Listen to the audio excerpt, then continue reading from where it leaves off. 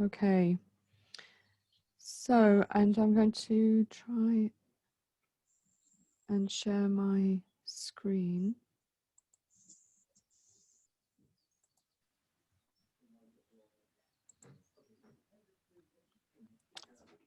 Okay, can everyone see my screen now? Yep, that's good. Yep, great. Okay, so first of all, welcome to this P4Gold overview. I'm going to be co-hosting this webinar with Georgie Atten, who I think you can probably see alongside me. Hello, Georgie. Hiya. And so I can get this to work. So in terms of the agenda for this session, what we're going to cover, and the first section is down to me, and that's going to include the estrous cycle, an introduction to the estrous cycle, introduction to heat detection, and leading on from that, progesterone testing. And then importantly for Africa, P4Gold, how it's transported and storage, what we know about what it will tolerate. And then we're going to have a 10-minute break. And then I'll hand over to Georgie for the second section, who's going to look at how to interpret P4Gold and how to run P4Gold. And then she's also going to look at how to use the results. And then we'll move on to look at what resources we can provide you with, and then answer any questions that you've got. So without further ado, I'll move on to looking at the estrous cycle. Okay, so what this webinar is really all about is the fact that bulls are increasingly becoming less utilized. Now, of course, bulls know by instinct when a cow is on heat or in estrus, and we, in replacing the bull, we then have to determine where estrus is occurring in the absence of a bull. And the whole of the estrus cycle in the cow, in the mature cow, is hormonally controlled. And what we're going to do over the next little while is work our way through all the detail that's here in this slide. And so we're going to go through this step by step. This is a very, very busy slide, but we'll go through it stage by stage. And I want to acknowledge Peter Ball for permitting me to use his slides in part of this presentation. So starting at the beginning with an adult cow, and this here you can see days on the horizontal axis here, and this is a little diagram down at the bottom here of an ovary. And so in this cow, and obviously those of you who've palpated inside a cow will know that this is a grossly enlarged ovary here, but it's for diagrammatic purposes. And here's the follicle on this cow's ovary, and here's her the rest of her reproductive tract. So in this cow, GnRH up in the brain is releasing follicle stimulating hormone, which in turn is causing the growth of follicles on this ovary. And what then happens is that one follicle, and you can see it here if you can see my mouse, develops to be the dominant or the ovulatory follicle. And that follicle then produces estrogen. So you can see here on this diagram of the ovary, it's now got this dominant follicle that's producing estrogen. And estrogen has a number of effects on the cow. One of those is that it prepares the reproductive tract for insemination. The second is that she begins to show signs of estrus, show the behavior that's related to estrus. And here you can see she's thinking about standing heat at this stage. And it also causes a feedback of luteinizing hormone. And luteinizing hormone stimulates ovulation. And you can see here that this dominant follicle has now ruptured, leaving a crater in its place. And that egg from that follicle is then released into the oviduct. And that crater, as I called it, is actually properly named a corpus hemorrhagicum. And you can see it here as a little red spot on the ovary. And with that, the estrogen drops, the production has ceased, and a corpus luteum starts to form. And you can see it beginning to form here on the diagram. And indeed, the progesterone will start to be produced even when there isn't a clear corpus luteum present on the surface of the ovary. So progesterone produced by that initially corpus hemorrhagicum turning into a corpus luteum begins to rise here in the red. And progesterone has important functions in that it prepares the reproductive tract for potential pregnancy in the event of insemination having occurred, and it gives negative feedback up to the brain. And so here you can see an active corpus luteum quite pronounced on the surface of the ovary producing progesterone. And that progesterone produced by the corpus luteum will remain high for approximately 17 days. There is some individual animal variation, but approximately 17 days. And then one of two things can happen. If the cow is not pregnant, the corpus luteum initiates prostaglandin release.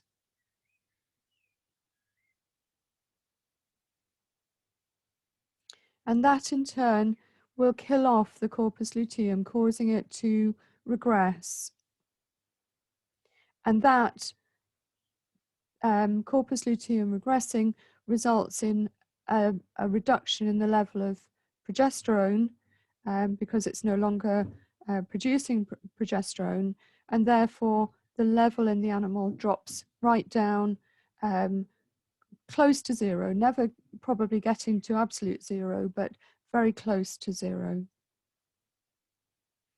And a new cycle will then begin, repeating what we saw around the beginning of this presentation. And so ovulation will occur and progesterone will rise again.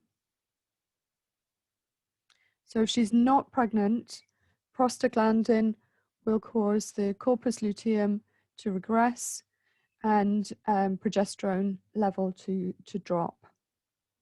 However, if she's pregnant, then prostaglandin release is prevented.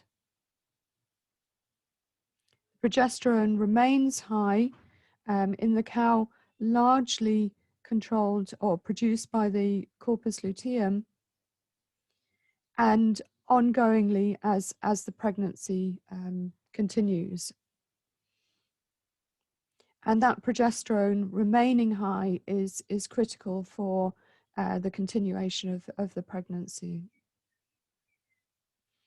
So in summary, here you can see the little diagrams at the bottom, the follicle, estrogen produced, progesterone then rising after the estrus, remaining high for around about 17 days, dropping off very abruptly. This is something that's very characteristic of progesterone. The level, the half-life, and therefore the level can fall very quickly. That's produced by the corpus luteum.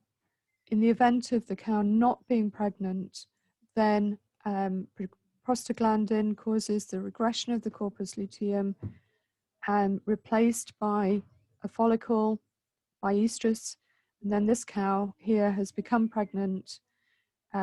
Corpus luteum has stayed, and therefore the level of progesterone has remained high, maintaining that pregnancy. But they haven't all read the book. That's cows, that is. And so there are a number of events that can happen that don't follow this pattern. And so, for example, estruses can occur and be non-detected, or there can be false estruses. Those are signs of bulling, signs of heat, signs of estrus, whatever you like to call it, genuine signs, but at the wrong time.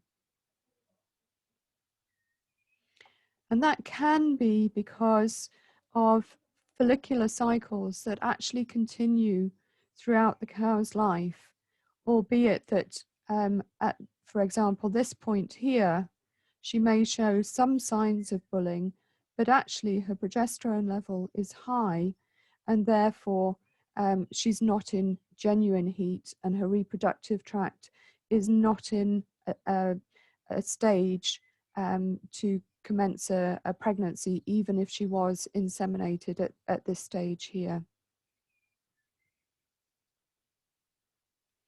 So it can be the genuine sign at the wrong time, as we've just seen on the graph, or it can be an observer error or a recording error. So somebody seeing one cow in a large herd, for example, and recording signs of heat, whereas actually it was another cow that was recorded accidentally.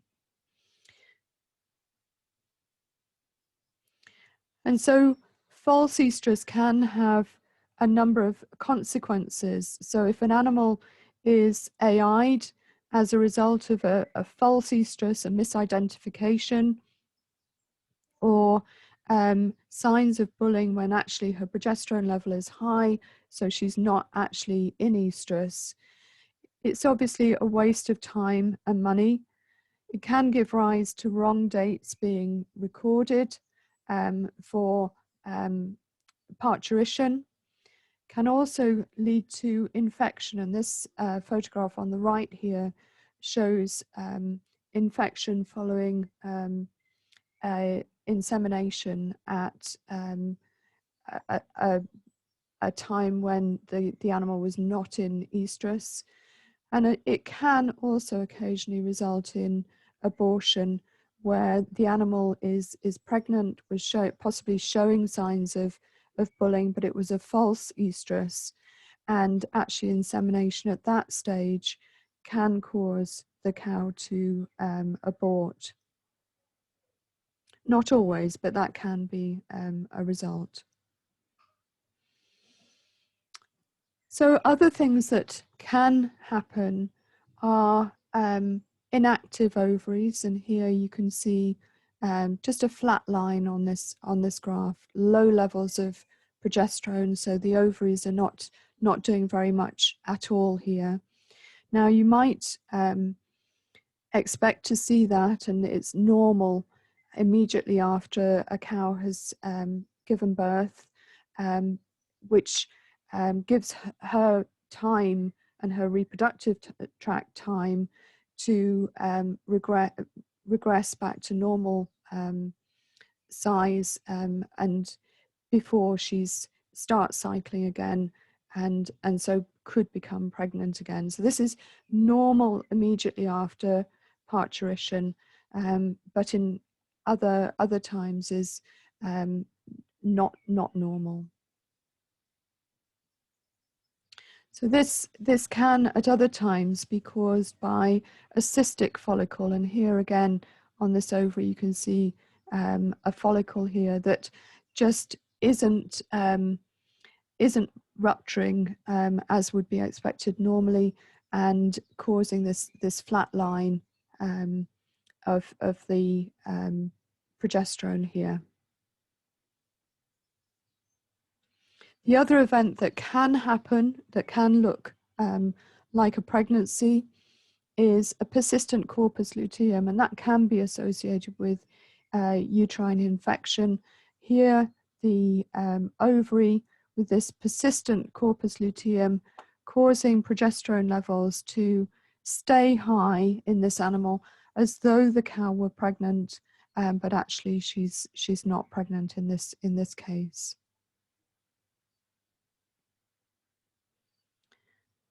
So another thing that can occur is conception failure.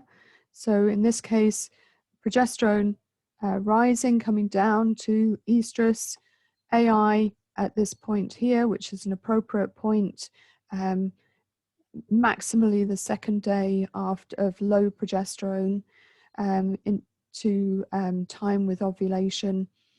Progesterone levels then rise, but the AI didn't work, and so the progesterone levels fall again, and this cow isn't pregnant. And so you'd expect to see this low progesterone again round about 20 to 24 days post AI in the event that conception didn't take place following AI. Unfortunately, another event that can occur is that embryos can be lost, and so AI took place here somewhere, and pregnancy began, but at a stage the embryo was lost, and depending on what stage of pregnancy that is, could be quite early on, as in this picture at the top here, or somewhat later on, as in the picture at the bottom here, and then the progesterone level will fall back to non-pregnant levels. So moving on now to detection of heat. So that's an overview of the estrus cycle, and if you've got urgent questions, feel free to ask them at any stage. Otherwise, gather them up and we'll answer questions at the end. So moving on now to look at different ways of heat detection. And of course, thinking back to that first slide and the bull, obviously a bull works out when a cow is receptive, and thereby times natural insemination in that way. However, when we're using artificial insemination, that detection of heat is down to us. And so hopefully detection of heat occurs accurately, leads to artificial insemination, which in turn leads to conception, and hopefully again leads to a calf at the end without any problems in an ideal world. So again, acknowledge Peter Ball for this slide here. So this is a UK scene. I apologise, Georgie has some images that are more reminiscent of the field conditions in Nigeria. This shows a typical scene in a UK field where we've got black and white cows, Holstein or Friesian cows grazing away, and this cow here is showing signs of standing heat. So she's the one that will be in estrus, and the cow that's doing the mounting is quite likely to be approaching heat, but not in standing heat. So this observation is a classic way of detecting heat and therefore timing AI. And typically in the past there would have been herdsmen closely watching cows for signs of heat, and then timing their AI or timing the introduction of the bull at that stage. However, in various situations, actually display of heat like this can be markedly reduced. And so examples are where the climate is hot, there may be less impetus to show this classic behavior. And similarly in housed conditions where there's slatted floors or slippery concrete, or indeed where there's dead ends within the housing, then these sorts of displays may be far less obvious and then therefore more difficult to detect.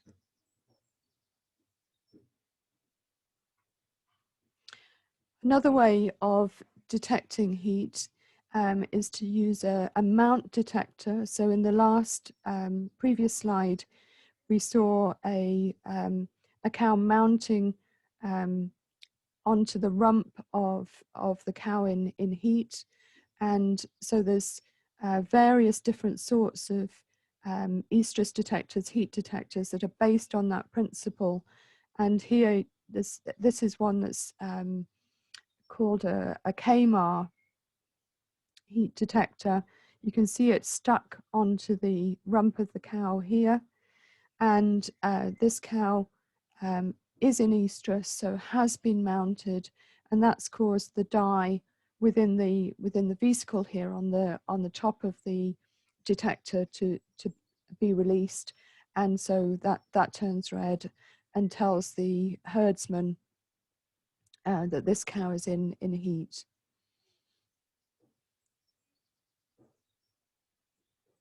Sorry, going backwards here, not forwards. Another means of heat detection, again depending on movement, are these collars, which are movement detectors. There are also anklet versions of these, depending again on increased movement associated with estrus. So that's movement is all very well, but some cows will fail to show increased movement around heat, either because there's what's called silent heat, so they fail to show increased activity at that time, despite actually being in heat. So these movement detectors are quite common on large farms. And here you can see a computer trace from one. And you can see in pink here increased activity around this stage, and repeated again here, which indicates heat. And this would send a signal to the herdsman on a mobile phone, for example, and that would then trigger that animal being sent for AI at the next available time. However, as I've illustrated there, a lot of these detection techniques are based on behavior, observing bullying behavior, or on typical signs of increased activity. And those may or may not be detected or indeed be present. And so progesterone detection is one way of either confirming that those movement activity indicators were actually genuine signs of estrus and not a false bullying, for example, or indeed that the cow is in heat. And so really with progesterone, you're getting behind all of those secondary signs of heat and looking at the profile itself. And so what I want to move on to do now is just give you a brief history of milk progesterone measurement. And so that milk progesterone measurement actually began some 50 or so years ago now with radioimmunoassay. And then over time, it's become simpler and more straightforward. So radioimmunoassay, because of its nature, is about as far from the cow side as you can be in a specialized laboratory, all the way through the ELISA, through P4 Rapid, our first rapid P4 test on farm. So P4 just standing for progesterone, and then onto P4Gold, which is the test that Georgie will be telling you more about in a little while. So starting first of all with using milk progesterone to look at cow fertility. And so this goes back quite a way now to the original work to look at progesterone in milk, which we're lucky in the sense that milk is very easily collected, obviously, and it contains a good representation of the progesterone level in the cow, and therefore can be utilized in order to see what the progesterone in the cow is doing in a real-time sense. So we saw earlier how quickly the levels of progesterone fall in the animal, and that's reflected in the milk. And so here you can see a series of profiles with heat events. So this would be a cow with parturition on day 0, that period of low progesterone which I talked about, and then coming into a fairly typical short, slightly abnormal progesterone cycle, and then dropping into normal progesterone cycles with estrus events at the between each one, until this one here where there's conception, and then the progesterone remains high with some variation, but remaining high through pregnancy. And so to establish this pattern, a large number of progesterone profiles were conducted at Nottingham University, characterizing what the progesterone profile through the whole of lactation looked like, looking at problems, treatments, and also looking at the use of fixed time insemination for cows where estrus had not been detected. So in other words, using the progesterone in order to dictate when insemination would take place. So this was work that was published by Peter Ball and as you can see, some time ago now. And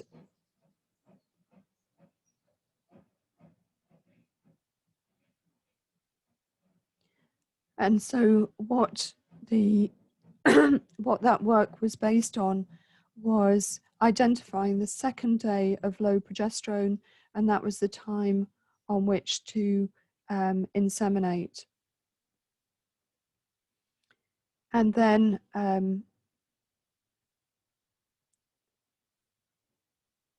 daily sampling was started around day 16 to again determine when insemination would take place. So monitoring began on the first estrous cycle. 16 days later, sampling started, and then a fixed time AI on the second day of low progesterone.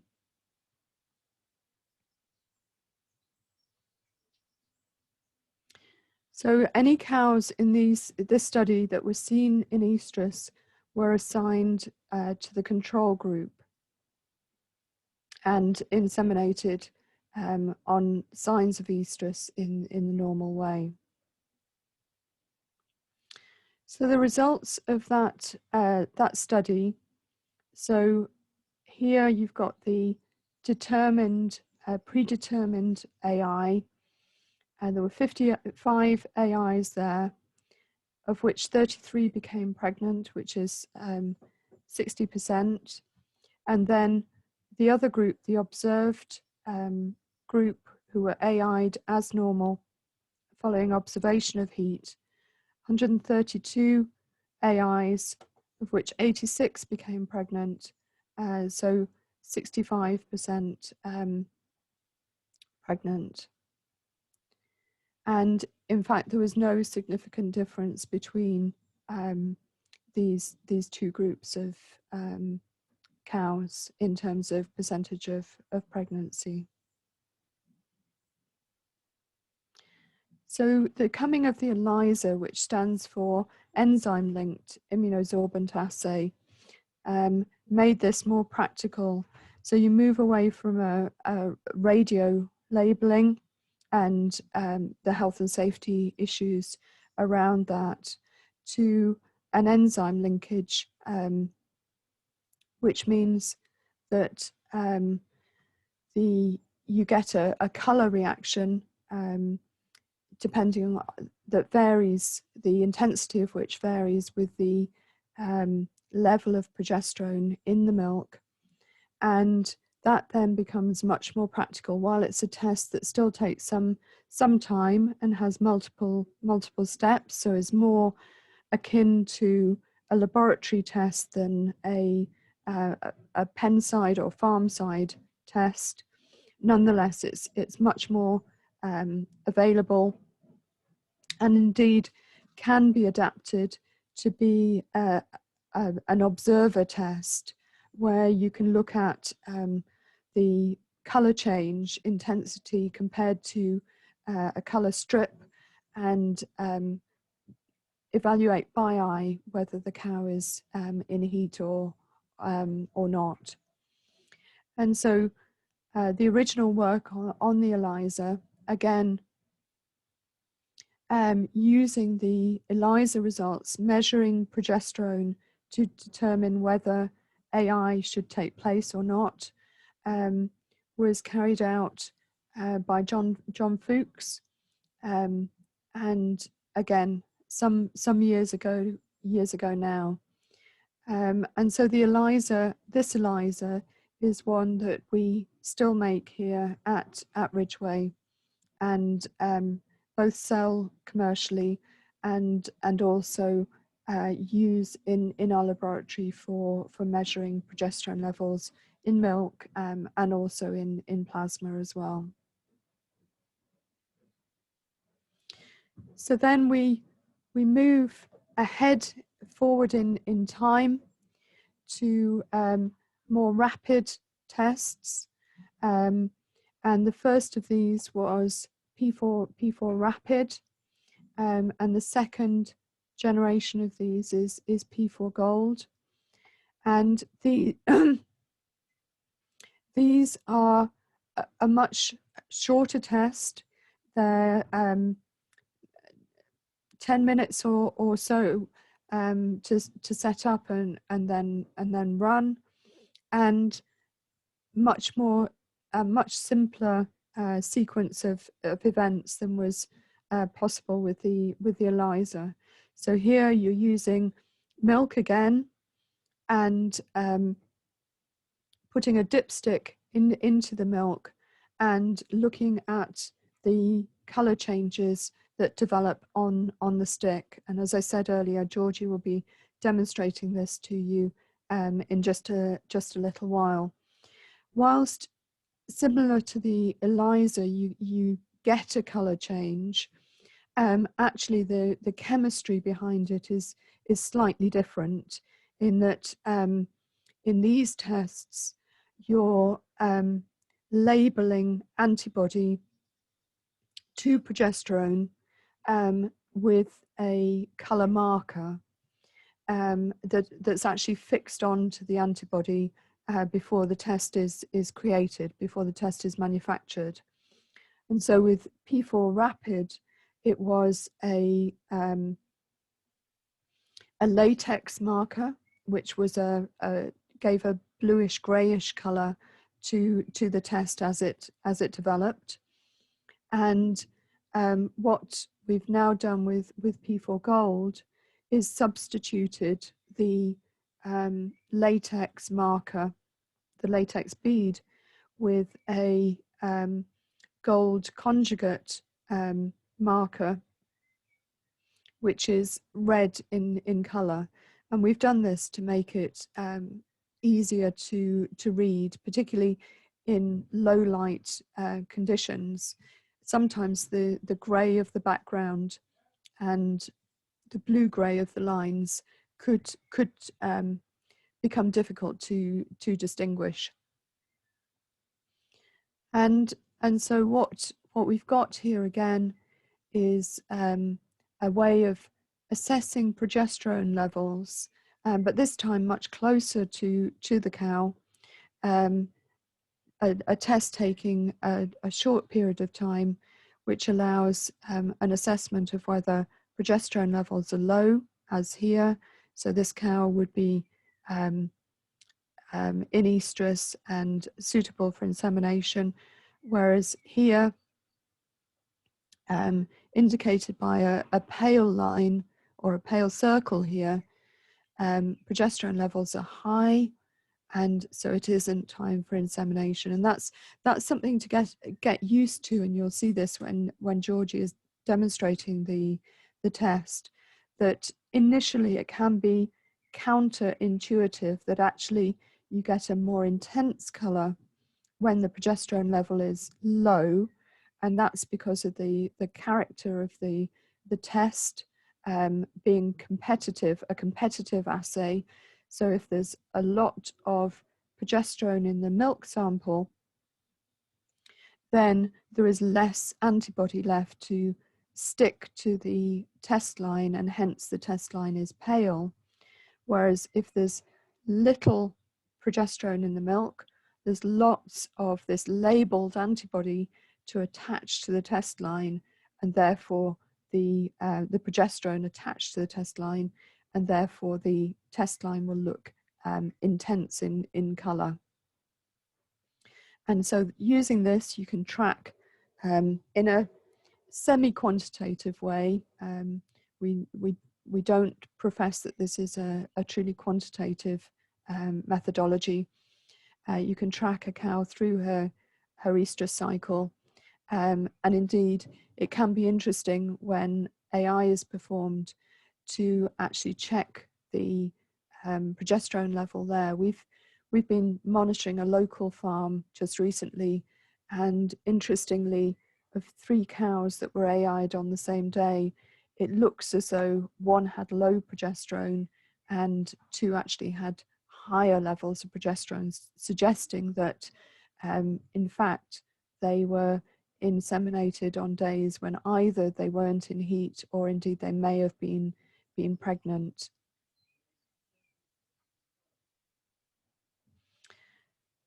So that's something of an overview of the estrous cycle, different methods of detecting heat, and then where progesterone has played a part in heat detection over the last decades, ultimately ending up with P4Gold, which we're going to be focusing on in the rest of this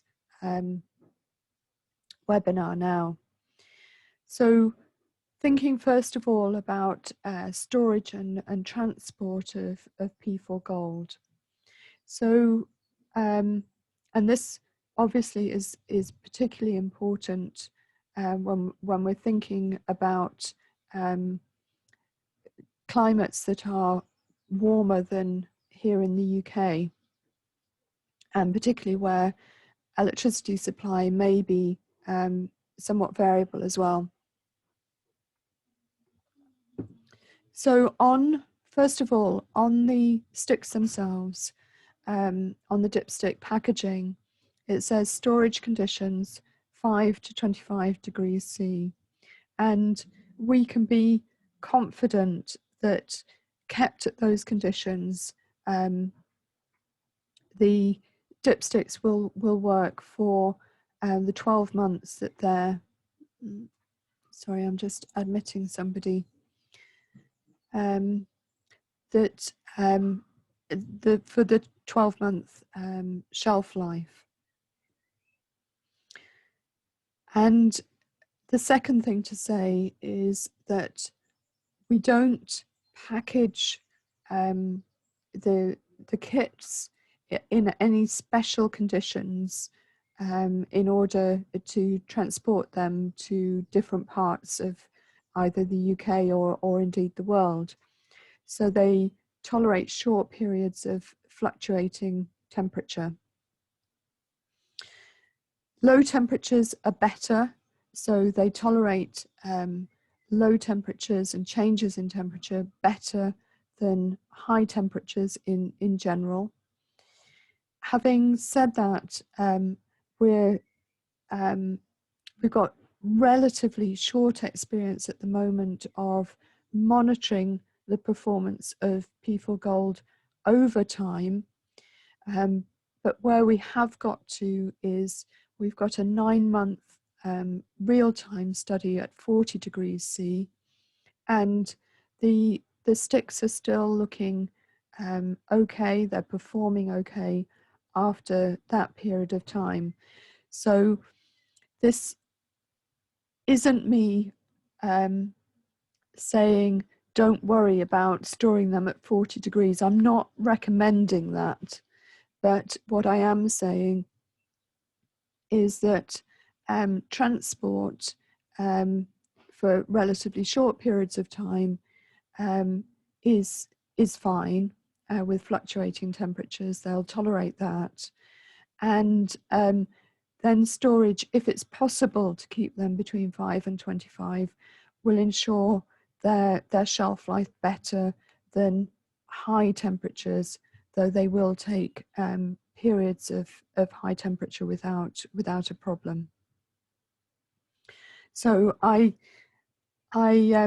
love to be able to give you more definitive data than I'm able to give you there, but as I say, we're developing our real-time experience at the moment, and so far it's looking encouraging in terms of temperature. Okay, so I think that brings me to the end of my first section here, and so what I propose we do is have a break for 10 minutes while Georgie gets her presentation together. She prepared films last week, so she isn't going to be attempting to do a demonstration in front of you, but she's got something that I hope is going to be as good as a demonstration to show to you. So we'll come back in 10 minutes time, and you can either stay in the room. I'll turn off my camera and mute for the 10 minutes. You're welcome to stay in if you want to, and then we'll come back, go through the use and interpretation and applications of P4Gold, and then discuss any and all resources that we've got and answer your questions. I hope that sounds okay, and thank you for your attention so far. We'll see you in just a few minutes. Thanks, Maggie. That's great. Thank you. Yeah, thank you. You're very welcome.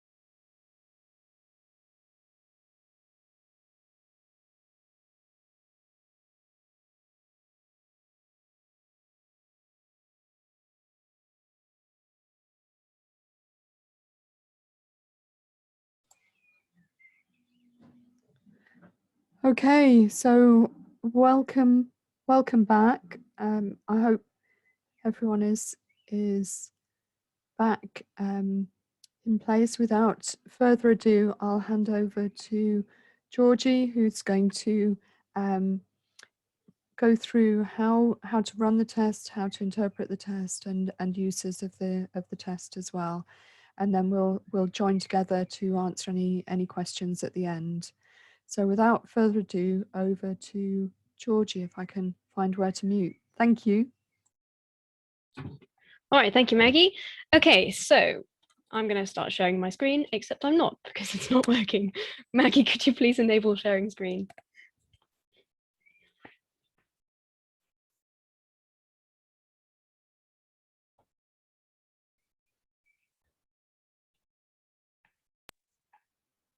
Yeah, I think Maggie will have to make you a host in order for you to share the screen. I think Maggie can enable it from her side. We were testing this earlier, but Okay, that's fine. right, there we go. Okay, great. Okay, fine. Yeah. Right, can everybody see that? I'll just set the actual presentation going. Okay, fabulous. All right, so Maggie's gone a bit through why we need heat detection in the first place, and I'll just talk a bit about P4Gold specifically and how it works and how it runs and that sort of thing. So P4Gold, cow-side heat detection kit, it works very quickly. It takes about 10 minutes to run the test, plus or minus a bit of time for setting it up, and allows you a quick decision on insemination, and that will hopefully increase the AI success rate. So first off, in the kit, you would get P4Gold test tubes to put milk into, reagent, which is in a little dropper bottle, and some pipettes and an instruction leaflet. So that's what comes in the actual test. Now, what else you would need is a milk sample, obviously, and therefore a container for that milk sample, a timer or some sort of clock, so you can use a watch or a phone, and a pen, which is helpful if you want to label the samples. So the actual stick looks like that. So the top of the stick is the white part of the top is the cover tape, and that is the only part of the stick you should touch with your hands. So if you touch the rest of the stick, you can damage the reagents and the oils from your fingers can mess with the test basically. But it also provides a nice surface to be able to write on. And then there are two lines. Now this is the test line and the control line. The top line is the control line. So that one will always develop regardless of whether or not there is any progesterone in the milk, as long as you run the test properly. So if the control line does not develop, you can think, oh, this test is not working, and then you can discard the result. Now the test line is the one that's important. So this will change intensity depending on the progesterone content in the milk. So I'll go through it in a minute, but it can be a dark line or a light line or no line at all. The cover tape at the bottom, yellow part, has got some arrows in it, which shows you which way up you need to put this in. So the arrows face down into the milk, and then the milk pad is at the bottom, which is just where the milk sample is in. And the cover tape, the yellow part, also covers up the various reagents of the test. Right, so if you have a test with low progesterone, what you'll see is that the T line, so the bottom line, is darker than the C line. Now, you can see on the left, we have a graphic representation of this, and on the right, you could see an actual stick that I took a photo of. It can be quite hard to see in pictures, but in real life, it's a lot easier. So what's important is that the bottom line is darker and the top line is lighter. And this means that the cow progesterone is low, which means the cow is probably in heat. Now, at that point, you should inseminate. So that if you have a cow that's bulling, and then you get a low line on or a low progesterone test or a dark line, then you can say, right, the cow's in heat, you should definitely inseminate. Now, there are other circumstances in which you might get a low progesterone result, which is what Maggie was talking about earlier. So straight after pregnancy, or sometimes if the cow has got problems with its ovaries. But the chances are, if it's bulling and it's got low progesterone, it's in heat. Right, a medium progesterone is when the two lines are about equal. So again, this can be quite hard to differentiate when you're actually looking at the stick, but it's easier in person. And I personally find that if you look at lots of sticks together, it's quite hard to distinguish what you're looking at, sorry. But if you look at them individually, it's a lot easier. So if the test is medium, so it comes out as medium progesterone, this means that the cow is probably either moving into or moving out of heat. So don't inseminate then, but do test again. So if you were to test repeatedly, the next test, so the day after, for example, would either be a medium or a low or a high, and then you could say, right, the cow is going into heat or the cow is coming out of heat. And the last one is a high. So the high, you'll get a very light T line and a much darker C line. So that means that the progesterone is high. That means that the cow is either not in heat, or it could be pregnant, or it could have polycystic ovaries or anything like that. So that in situations, just don't inseminate. So this is what will quite often happen if you get a cow that is bulling, but is false bulling. So if you've got a cow that's bulling and you test it and it's got high progesterone, definitely not in heat, don't inseminate. Right, so this is just an example of the various tests that you can get. You've got low, medium, and high. Okay, so in the test, in the silver foil packet with the test in it, we have a desiccant in there. That's just to keep it dry and to make sure that any moisture that gets in is then absorbed. So the desiccant has a color change so that you can see when it has been impregnated with moisture. So if it's orange or yellow, it's completely fine to use. If it's green, don't use it. That means there's moisture in the test and the test probably won't work properly. If it's somewhere in between, if you look at the test and it looks okay, or if there's not mold growing orange or anything, then you can probably use it. But if you do use it and maybe the lines don't develop properly, that's probably why. So that's just a kind of indication of the storage for that. And if you get, it shouldn't be a problem because the foils that the test lives in are moisture proof, but it's just to make sure. Right, so this is a little video on how to run multiple tests. So the easiest way to do P4Gold is one test at a time because it takes exactly 10 minutes. You can make sure you take it out at the right time. But if you've got to run lots of tests, that can be annoying. You don't want to have to wait 10 minutes every single time. It would take ages. So I'm showing you here how to run many tests at the same time. So this is using 2-minute intervals. So basically you put one test in, wait 2 minutes, put another test in, and then read them as it goes. So I'll run this through. It's got no sound, but it's a handy video, and we will share this video with you later. Right, so this is just showing you equipment you have in the test kit, which I talked about earlier. So the first important part of P4Gold is to mix the milk sample. So when you've got it in your container, you've got to mix it up to make sure the fat is equally distributed in the test. So if you leave it and it separates, if you put the test directly in on the separated fat, the fat will stick to the test and the test won't work. So then we have a pipette in the kit, and you use exactly 5 drops of milk per sample. So you just take the milk out of the sample and put it into the test tube. And then you repeat that with all your samples.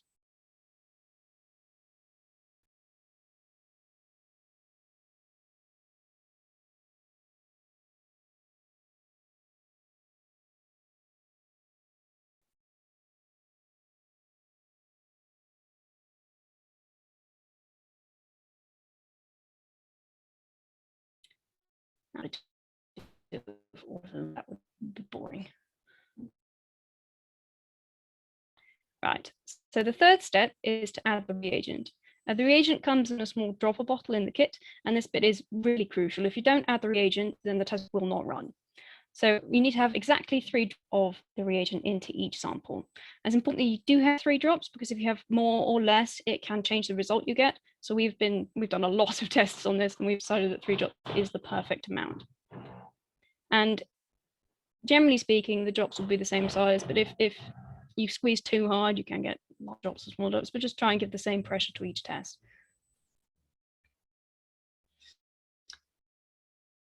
This step just involves mixing up the reagent and the milk in the tubes to make sure the reagent is properly mixed around. It doesn't need to be particularly strong or anything, you just have to give it a little mix.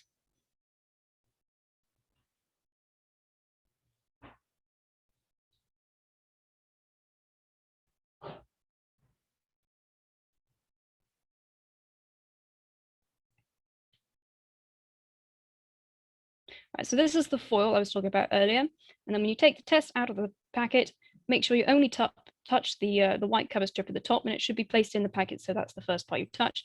And then you take the desiccant, and if everything's okay, you can use the test.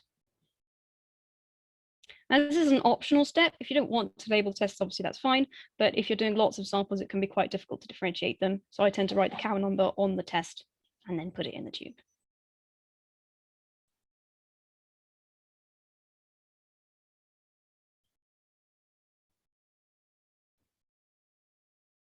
So it's very important that the test only stays in the milk for exactly 10 minutes. So that's why we need a timer or a clock. You can't just be sort of approximately 10 minutes because it can vary the result. So you've put the first test in and you start the timer. And then you put the second test in when it gets to 2 minutes. And you repeat that every 2 minutes. So 2 minutes, 4 minutes, 6 minutes, 8 minutes, and so forth. And then you've got a series of tests over that time. You can do this at 1 minute intervals, but it takes some practice to get to that point. So it's a good idea to leave yourself some time.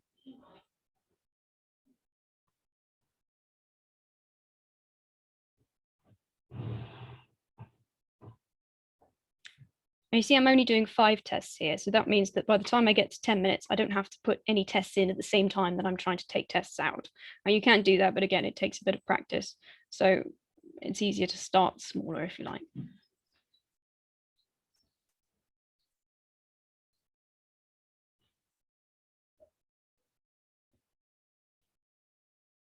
So at exactly 10 minutes, you take the test out and you read it. At this point, you can remove the top part of the test and the bottom part of the test to stop the result from changing. But generally speaking, if you leave the test to dry, it will look a bit different after some time. So in this test, you can see that the T line is a lot darker than the C line. So that means that the progesterone in this milk is low, the cow is probably in heat, and so you should inseminate the cow. Now, every 2 minutes, you then take out the next test and do exactly the same.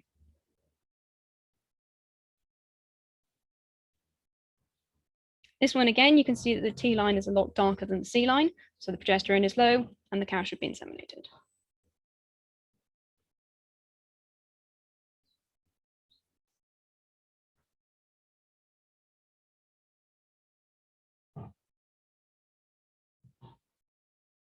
Now this test, the lines are actually very similar, so I would call that a medium and say that the progesterone is therefore medium, so the cow is either moving into or out of heat and you should not inseminate.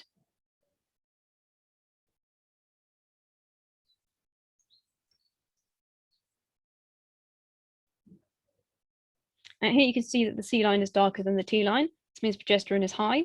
That means the cow is definitely not in heat and you should not inseminate.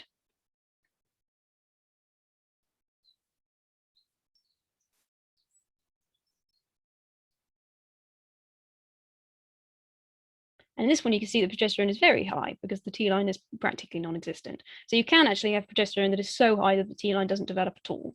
But that's just how it works. As long as the C line develops, you'll know that the test has worked.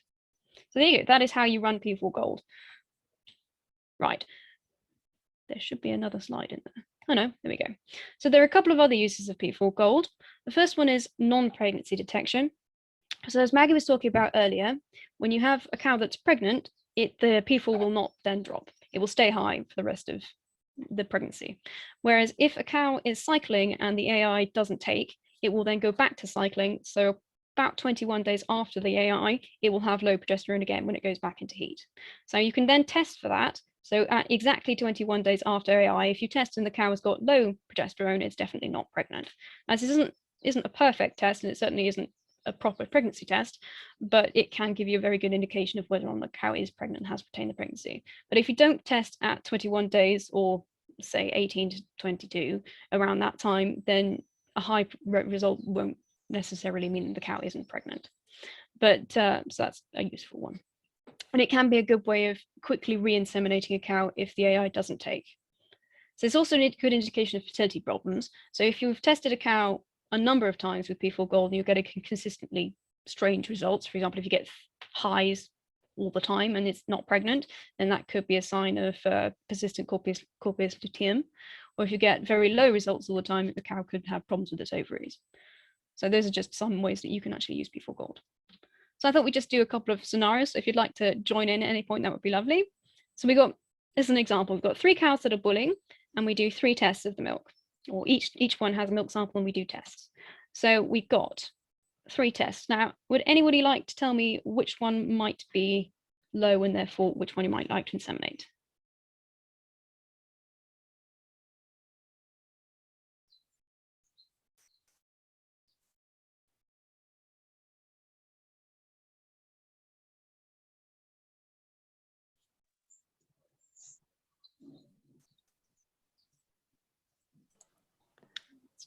We didn't say there was going to be a chance for Oh, I audience didn't, participation. Yes. Sorry about that. Right, Bridget, yes, you're right. So it is, Maggie, thank you. So it is in fact cow 2. So if you see here, we've got T line is lighter than the C line in this one, progesterone is high. T line is darker than the C line, progesterone is low. And another one that T line is lighter and progesterone is high. So we don't inseminate number 1, we don't inseminate number 3, but we do inseminate number 2. And this is a bit of another one. We've got 21 days after AI, and we get this result. Now, does anyone want to tell me what that one might mean?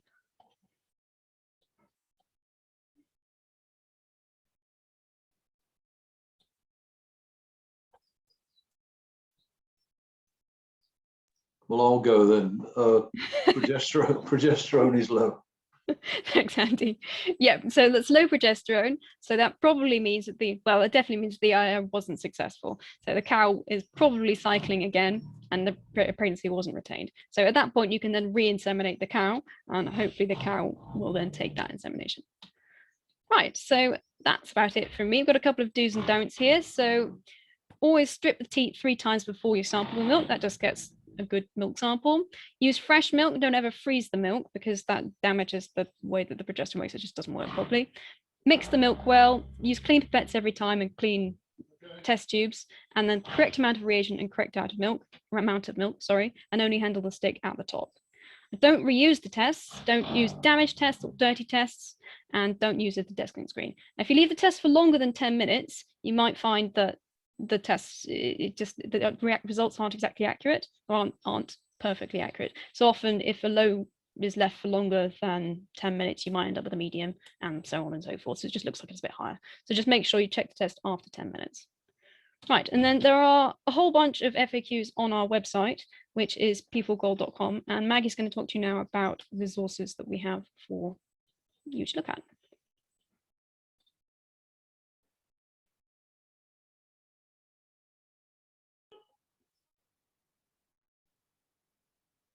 Thank you, Georgie. No problem. Thanks for listening. Yeah, great presentation. We'll also be sharing the videos with you guys, so you can just watch through them as needed. And we actually have another video that's showing you how to use one stick at a time, but I haven't put that one on here because I thought it'd be easier to look at the bunch. Okay, so let me just quickly ask, because I've looked at some couple of application of the P4Gold, and because I was trying to understand the practicality of it. Yeah, I actually copied them from your website anyway. So like prevent mistimed insemination, prevent insemination of already pregnant cow, prevent incorrect calving date and mistimed dry period and all. So, but let's come to the practicality now. How can we use P4Gold, for example, to prevent mistimed insemination? I think I understand that. But there are some other ones that I'm thinking that, take for example, you can use it to investigate non-cycling cows. In practical terms, now, how do you use P4Gold to investigate non-cycling cows? Do you get my question? So non-cycling cows. How can you come to that conclusion? How How can you come to that conclusion that this cow is cycling? Okay, so one way of doing that is to test a cow once weekly for 3 weeks. And if she is cycling, one of those weeks, you should get a low or an almost low result. And the other 2 weeks, you should get a high within that 3-week cycle. And so by using, if you get a result that is all lows or all highs, then and she's had that period after parturition, so she's not immediately after parturition, then you've got a cow that isn't cycling normally. Okay, so and I think the second part would be that of the persistent corpus luteum. I think that should be the other way, because it's like it can help persistent corpus luteum. So how would that be? So if you've got a persistent corpus luteum, you've got repeatedly high P4 levels that will persist for 3 or more weeks. Okay. Okay, so the complication. So that will have to also be tested once a week for 3 weeks. Yes, to identify that. All right. Right. Yeah. Okay. So there is another one that I have and I've been thinking seriously about. The fact that if we want to advise a farmer, take for example, the first test we have relatively high progesterone level, and that will be the first test that we have done. And we want to pin down the heat period, the exact day of the right time for insemination. But the first test gives us a high progesterone. When next can we advise the farmer to do the next step, considering the fact that we have 17 days of high progesterone during the estrous cycle? So if we have the first test being high, how are we going to be sure it is probably the first day of of high progesterone in each cycle? In estrous cycle, or the 5th day, or the 10th day, or the 17th day. So I've been thinking about that because we're trying to help them gain more value. And if we want to do that, we should, considering the fact that it costs to do repeated tests. So in the most economical way, how can we be able to detect this is the exact day of it when we do the first test, and the first test is giving us a very high progesterone level? That's a really good question, and I appreciate the challenge with the cost of the test. So you don't want to be testing day after day. And so in that, thank you. So in that situation, what I suggest that you do is test once weekly, and once you get a low in one of those weeks, it may not be on the perfect day for insemination, but that gives you a date when progesterone is lower or low, and so you can use that date as something to count against.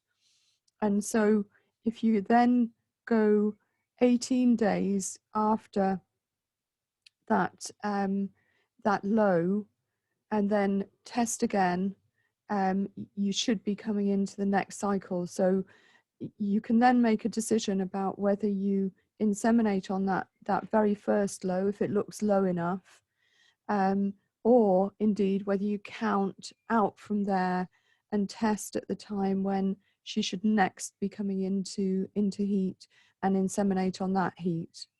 Does that make sense? Yeah, it does. Thank you.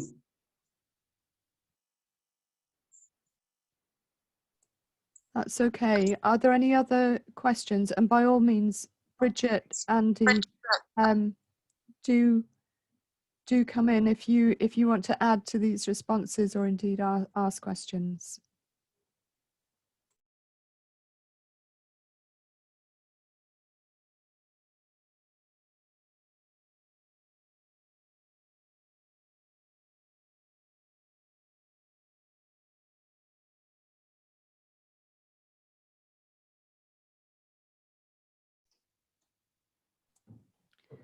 So if there's no other questions right now, sorry, Adebayo, did you want to ask another question? So let me go to storage now. Just like we earlier discussed about the fact that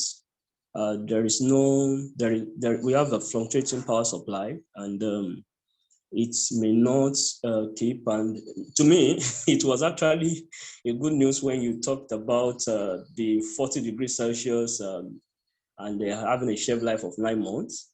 Although you were reluctant to recommend that anyway. So, but all the same, I just want to say that the tests that have been done so far about that 9 month shelf life with 40 degrees Celsius, does it require validation before one can propose that, or you think that may not actually be his? Because I saw you were reluctant to give that out. So I just want to be sure why you were reluctant to give that as a suggestion.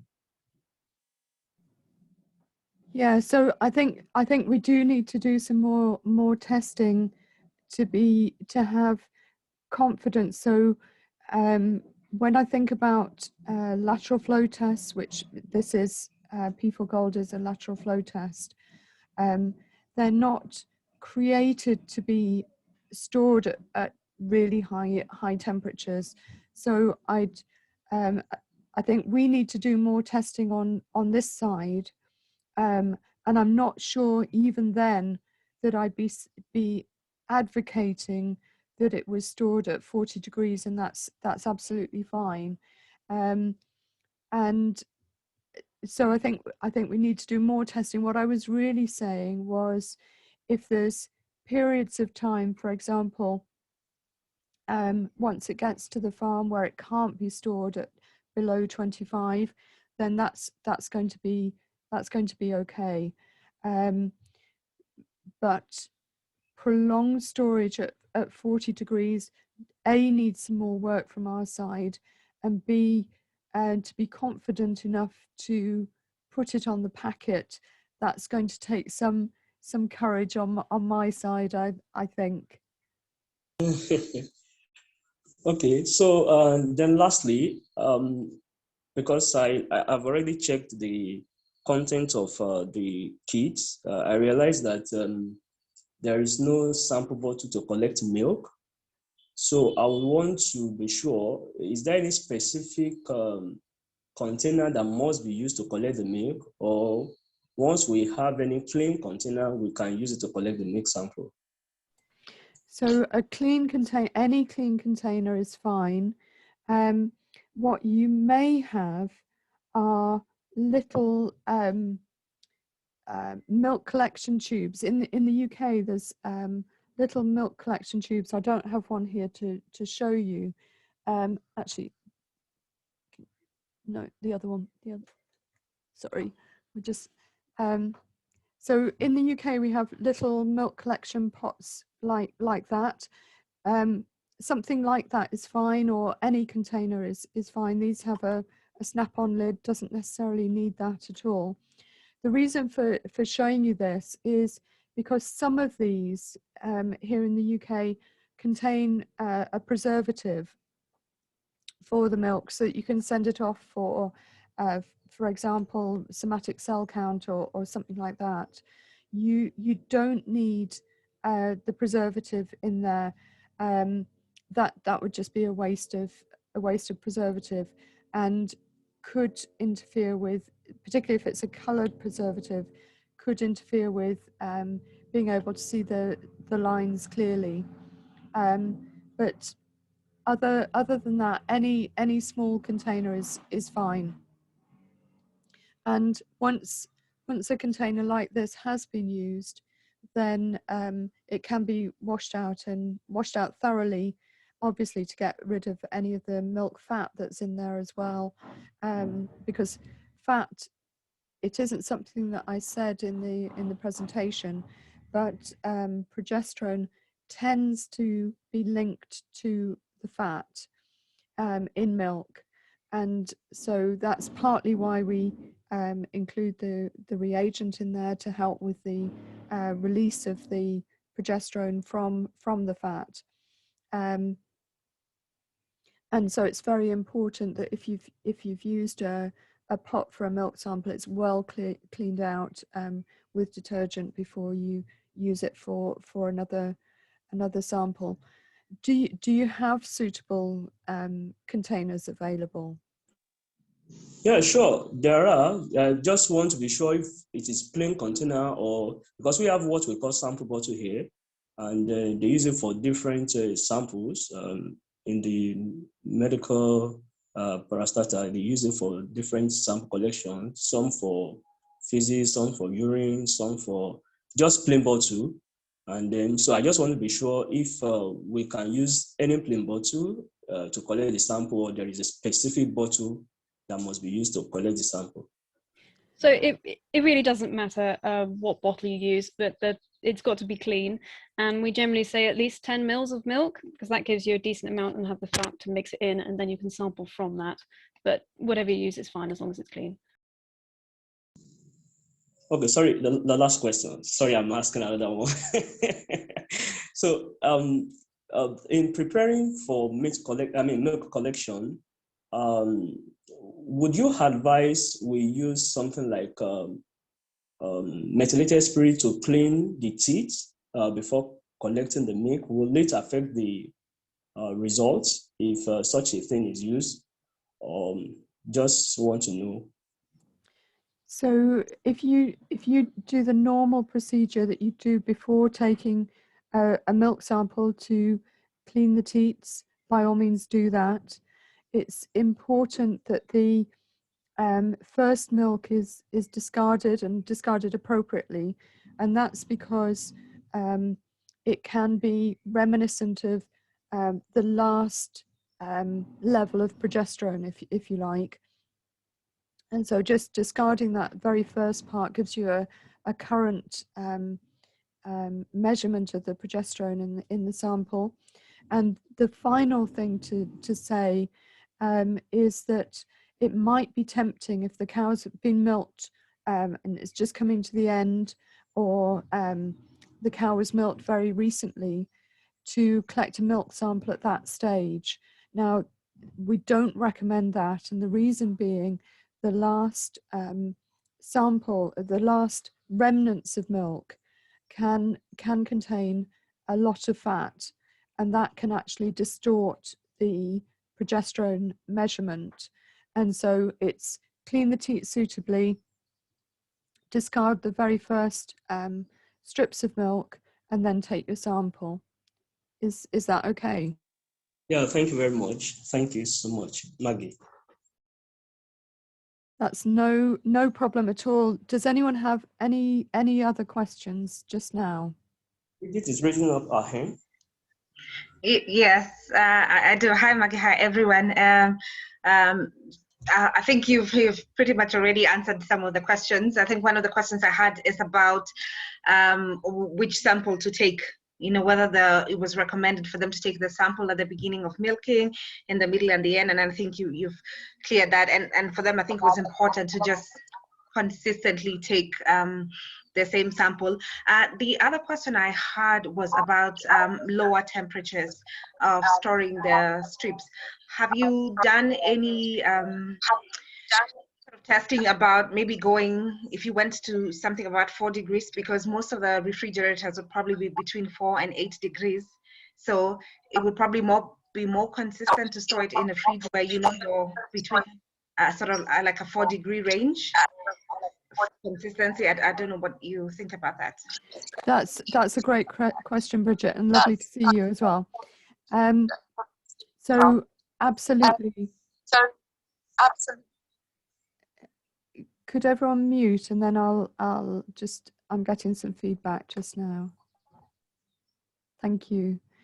So in terms of refrigerated or even down to freezing temperatures, that's okay. So we're more confident about that. So in the range 0 to 4, absolutely, the test will have a shelf life of probably well over a year at those sorts of temperatures. So by all means, if it's possible to store at that temperature or temperatures around that, then by all means do that.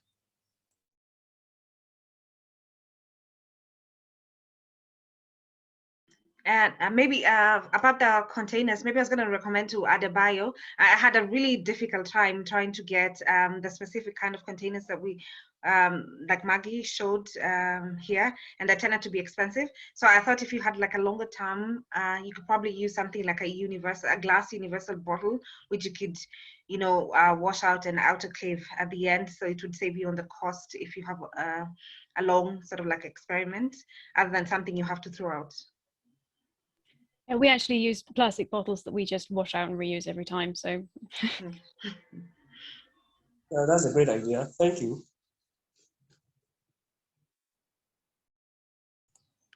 Okay, any other questions just now?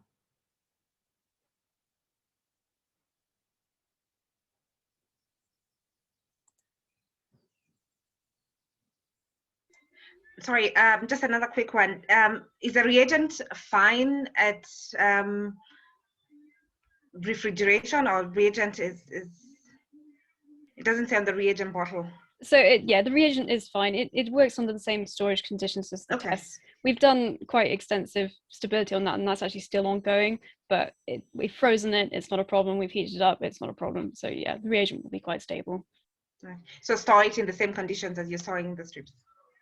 Yeah, the easiest thing to do is just to store the whole box together.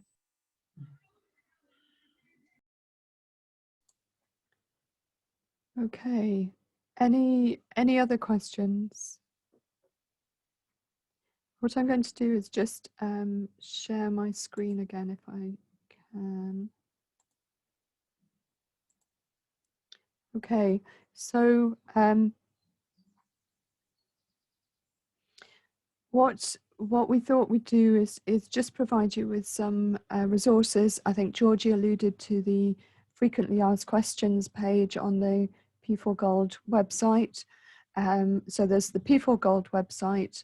There's the frequently asked questions dedicated page there, and then you're welcome to either email myself or Georgie directly if you have questions come up. I'm sure that as you start using the test, or as you go back through this recording, you may well come up with more questions, and if you can't find the answer within the FAQs, we have done our best to include everything we could think of there, including questions that have come up in the past. But if you don't find your answer there, then by all means email us, and we can set up, if necessary, another Zoom conversation at another time. So I think if there's no more questions just now, we'll call this webinar to an end, and just to say thank you all very, very much for your participation and input into the questions as well. So thank you, and do come back to us with any queries as they occur. Also, from my part, Maggie, thank you very much for that, to both you and Georgie for those excellent presentations. That was great. Thank you. That's a pleasure, Andy. And yeah, I'm from Team Nigeria. We also appreciate the presentation. Georgie, thank you. Maggie, thank you. We really appreciate this. So as we proceed, yeah, we will come back to you to make our inquiry. Okay, that would be great. And any feedback that you've got as well is more than welcome. Particularly as you try it in your climate and your temperatures. So any feedback as well as questions, very welcome. And I'll do my best now to stop recording this and to get this recording across to you, so you've got it as reference material as well. All right, thank you very much, Maggie. Thank you. Okay, Adebayo, and we have a meeting tomorrow afternoon, I think, with Bridget and Cara. Yep. Okay. So we'll speak further then. All right. Thanks, Maggie. Thanks, Georgie. Thank Nice to meet you. Bye. Bye bye. Thank you. Bye.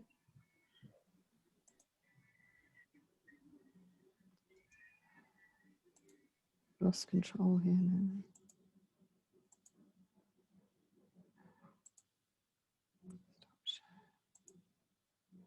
Bye bye, everyone.